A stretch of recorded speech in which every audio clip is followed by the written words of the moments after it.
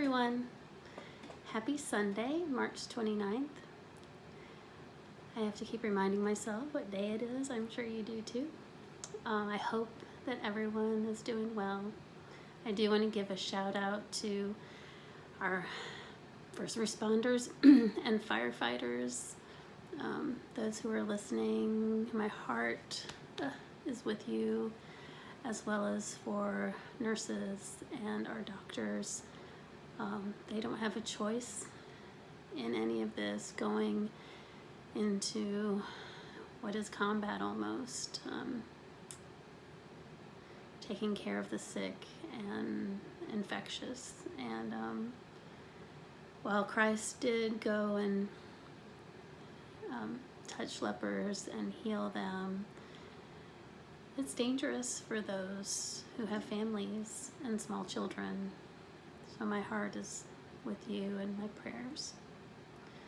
I was on Twitter today, which I need to shut off about 9 a.m. because it's a time grabber. But I want to know what's going on. And one of the trending topics was wait on the Lord. And so I clicked, and there were all kinds of things pointing toward verses from the Psalms and the pretty famous one from Isaiah 40. And it seemed that folks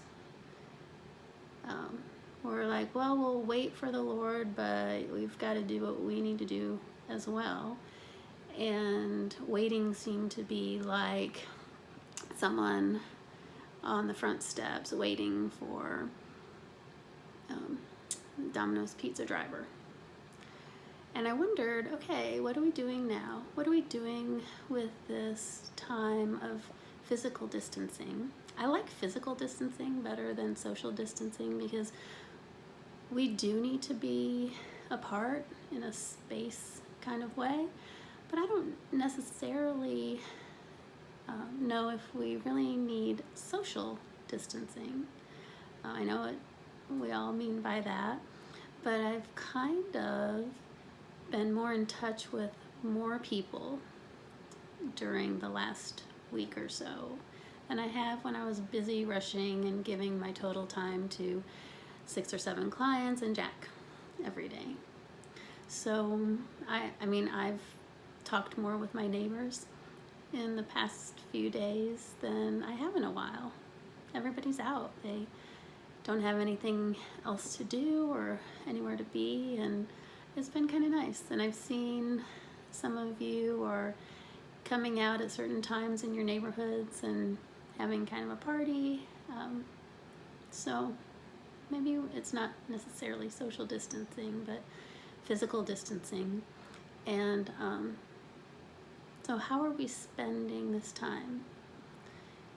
Are we going to interpret waiting as starting to buy into some of our thoughts, or waiting and becoming anxious about how long this is going to last?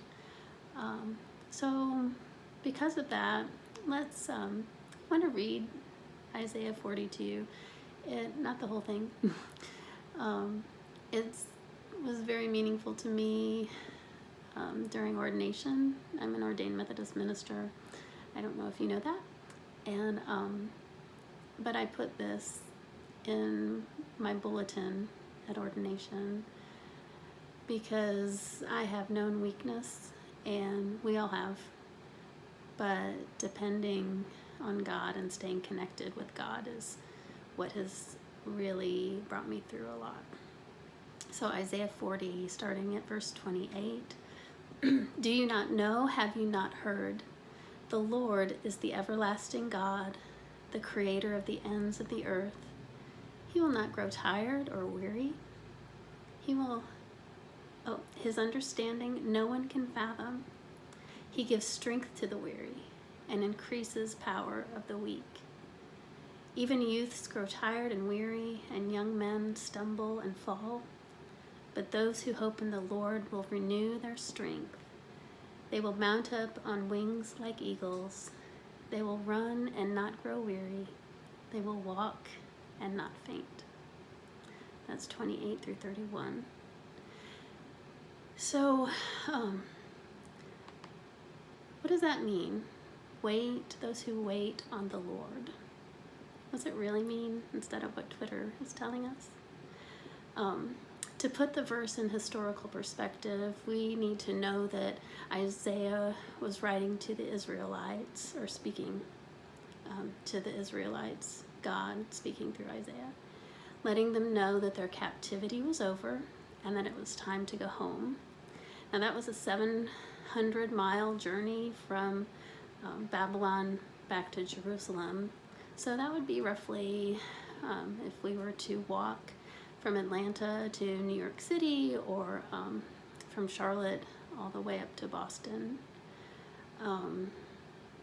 it would take about, at 3 or 4 miles an hour, it would take roughly, if we walked 12 hours a day, about 2 weeks. So the Israelites needed to hear, God is with you and you can do this. 40:31 in Isaiah is a scripture that most of us have memorized. We're familiar with it. We can quote it out loud and we can sing it in tune. And it's about being an overcomer through adversity. So what does wait? I think the key to unlocking the verse is to look at the word wait. In Hebrew, it's QUVAH, and it can have a literal translation and a more figurative translation. The figurative translation is the one that the translators used, and that can be wait, to wait or to look for with eager expectation. It is the same type of waiting that children do on Christmas morning, or you do when your Grubhub is expected and very, very late. The literal meaning, though, is to bind together like a cord. And what does that mean, to bind together like a cord? So we think of a rope and we think of many strands, many strings that are bound together and tied up together. So one kind of limp little string isn't very strong.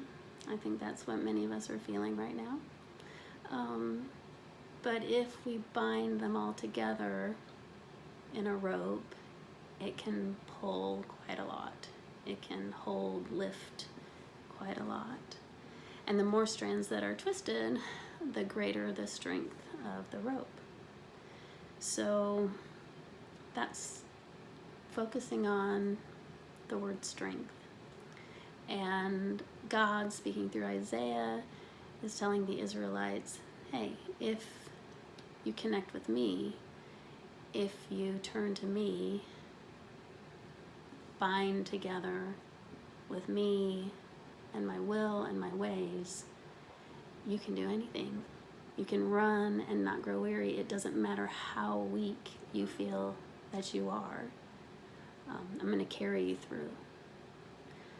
So, how does that relate then to what we're what we're dealing with now? Grace is here. That's my cat's name. Lots of grace to you. You can have her if you want. Just kidding, Ellen. Stop.